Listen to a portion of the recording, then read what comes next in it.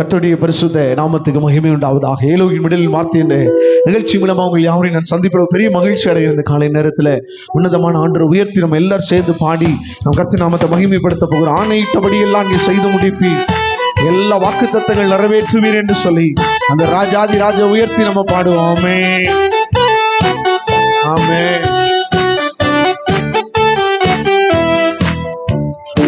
ஆணையிட்டபடி எல்லாம் செய்து முடிப்பி வாக்குத்தத்தங்கள் எல்லாம் நிறைவேற்றுவி. ஆணையிட்டபடி எல்லாம் செய்து முடிப்பி வாக்குத்தத்தங்கள் எல்லாம் நிறைவேற்றுவி. நீ சொன்ன நல்வார்த்தை நிறைவேறும் என்றும் தவறாமல் நிறைவேற்றும் தேவன் நீ. நீ சொன்ன நல்வார்த்தை நிறைவேறும் என்றும் தவறாமல் நிறைவேற்றும் தேவன் நீ. இளைப்பாறுதல் என்னை சுற்றிலும், இளைப்பாறுதல் என் எல்லை எங்கிலும். சொல்லுங்க, இளைப்பாறுதல் என்னை சுற்றிலும், இளைப்பாறுதல் என் எல்லை எங்கிலும். இளைப்பாறுதல் எல்லை எங்கிலும். சொல்லுங்க, இளைப்பாறுதல் என் எல்லை எங்கிலும். ஆணையிட்டபடி எல்லாம் செய்து முடிப்பி வாக்குத்தத்தங்கள் எல்லாம் நிறைவேற்றுவி. சொல்லுங்க, ஆணையிட்டபடி எல்லாம் செய்து முடிப்பி வாக்குத்தத்தங்கள் எல்லாம் நிறைவேற்றுவி. யுத்தங்கள் ஓயும், ஈட்டிகள் முறியும், ரதங்கள் அக்கினியால் சுட்டரிக்கப்படும். ஏசைக்கு முடிய போகிறது, சித்தனா முடியும். ரெகோபத்தை கத்த தருவார். எதிர்த்து வருகிறவர்கள் மத்தியில, வழக்காடுவோர் மத்தியில தேவன் உன்னோடு இருந்து அவர் உன்னை நடத்துவார், உனக்காக பரிந்து பேசுவாரே. ஆமென். யுத்தங்களும் ஓயும், ஈட்டிகளும் முறியும், ரதங்கள் அக்கினியால் சுட்டெரிக்கப்படும்.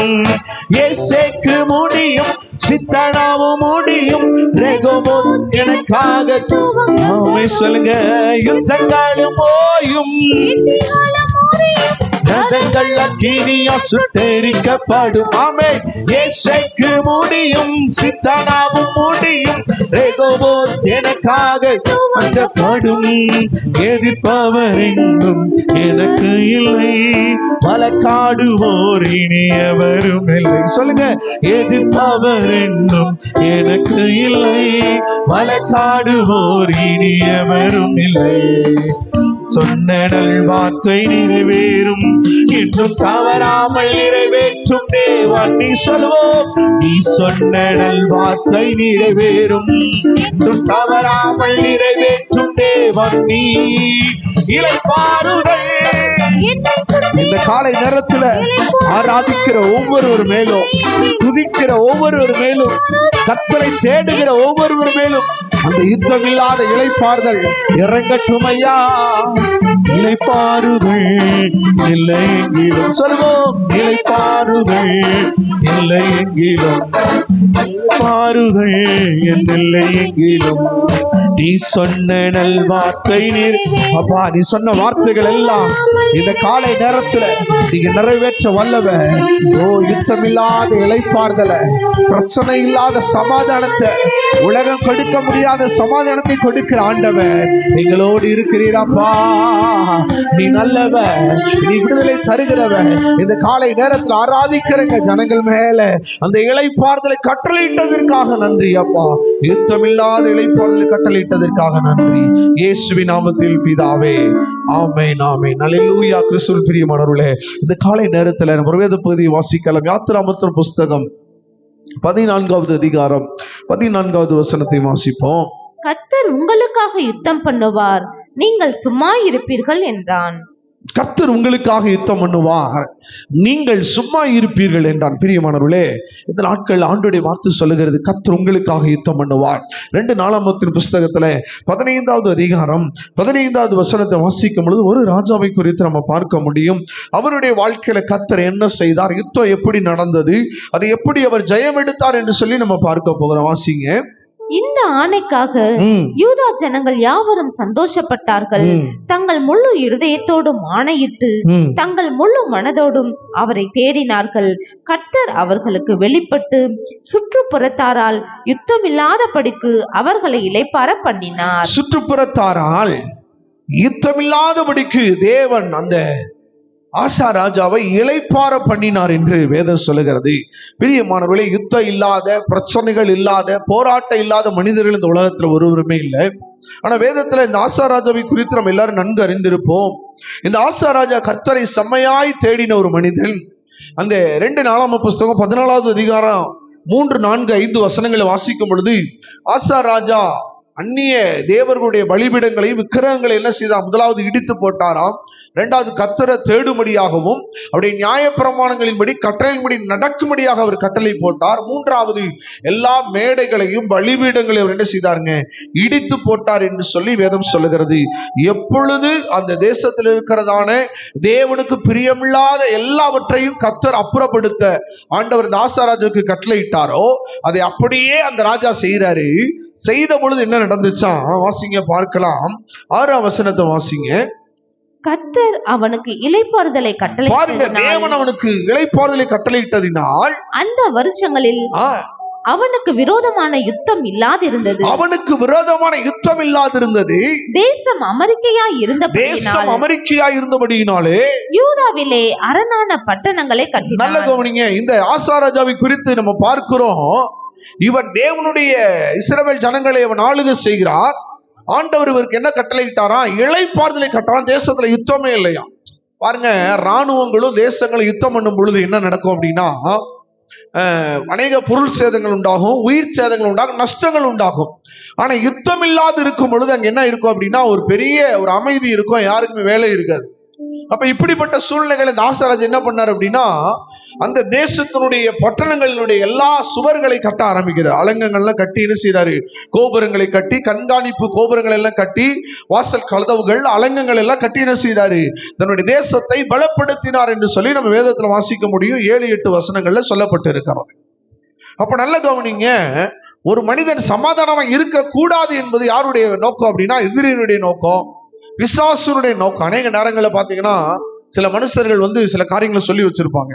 எப்பவுமே மனிதர்களை எப்படி வச்சிருக்கணும்? மனுஷரை, நமக்கு எதிராக இருக்கிற மனுஷர்களை குழப்பத்தோடய வச்சிருக்கணுமா?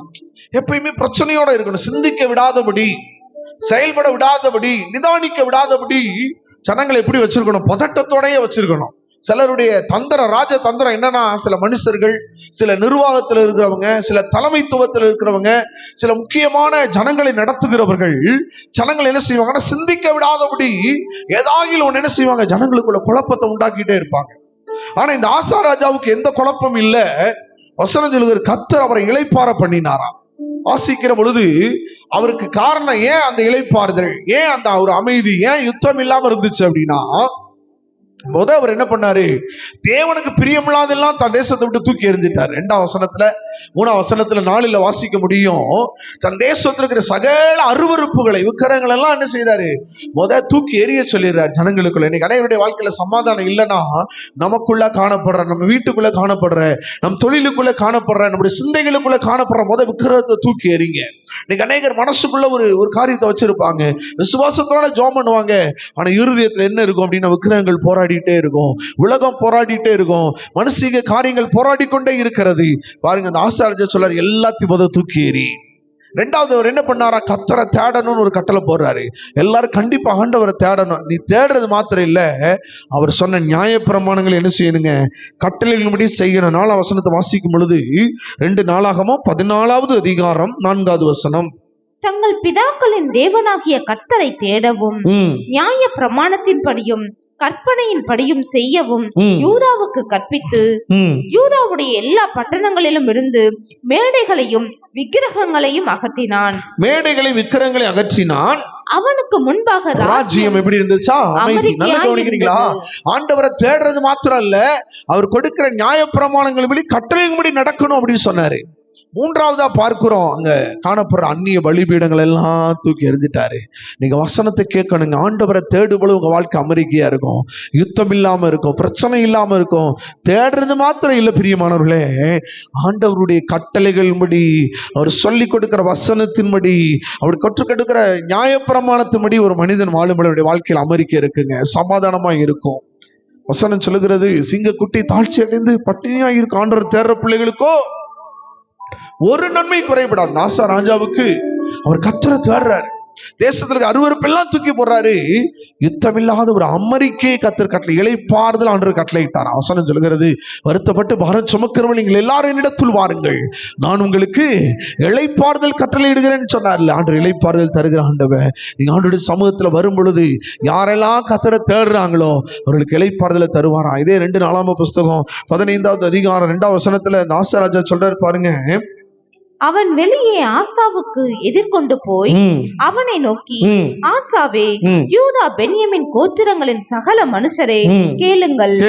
நீங்கள் கர்த்தரோடு இருந்தால் அவர் உங்களோடு இருப்பார். நீங்கள் அவரை தேடினால் உங்களுக்கு வெளிப்படுவார்.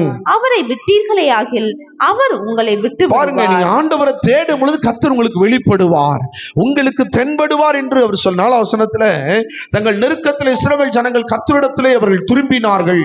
அவர்கள் கர்த்தரை தேடின பொழுது தேவன் அவர்களுக்கு வெளிப்பட்டார். அல்லேலூயா. நீங்க ஆண்டவரை தேடும் பொழுது கர்த்தர் உங்களுக்கு வெளிப்படுவாருங்க. இந்த ஆசா ராஜா ஆண்டவரை தேடுறதுல ரொம்ப முக்கியமா இருந்தாரு. கர்த்தருக்கு பிரியமான வழியில நடக்கணும்ன்றதுல முக்கியமா இருந்தாரு.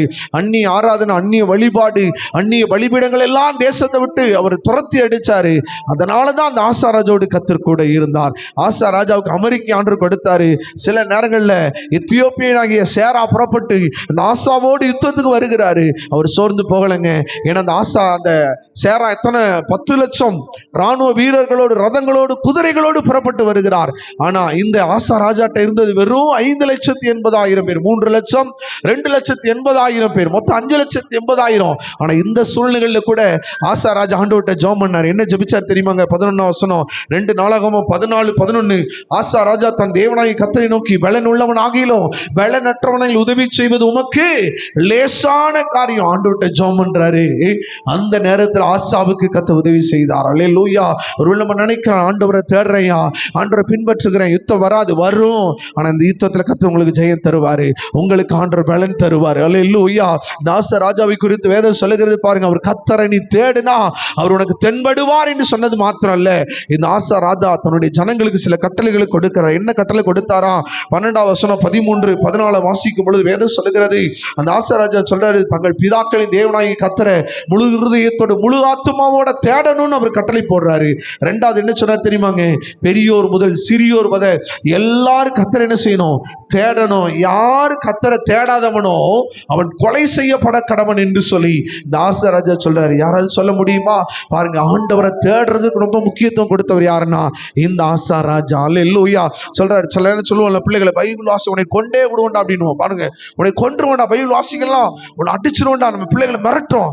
அது போல இந்த ராஜா என்ன செய்யறாரு? ஜனங்களை மிரட்டுறாரு. உன்னை கொலை செய்ய கடவன். எவன கர்த்தரை தேடலையோ அது எப்படி தேடணுமா? முழு கடமைக்காக அல்ல, ஏதோ ஏனதானோ ஆண்டவரை தேடுற மாதிரி இல்லைங்க. முழு இருதயத்தோடு கர்த்தரை தேடாதவன் என்ன செய்யணும்?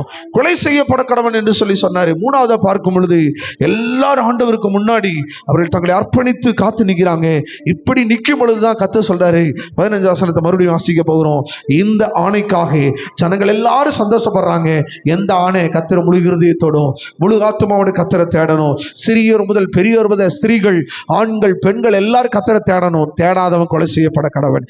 இப்படி சில ஆணையை போட்ட பொழுது இந்த ஆசாராஜா சொன்ன கட்டளை இவர்கள் ஆமோதித்து இந்த ஆணைக்காக கர்த்தரை துதித்தார்கள், கர்த்தரை ஸ்தோத்திரம் பண்ணாங்க.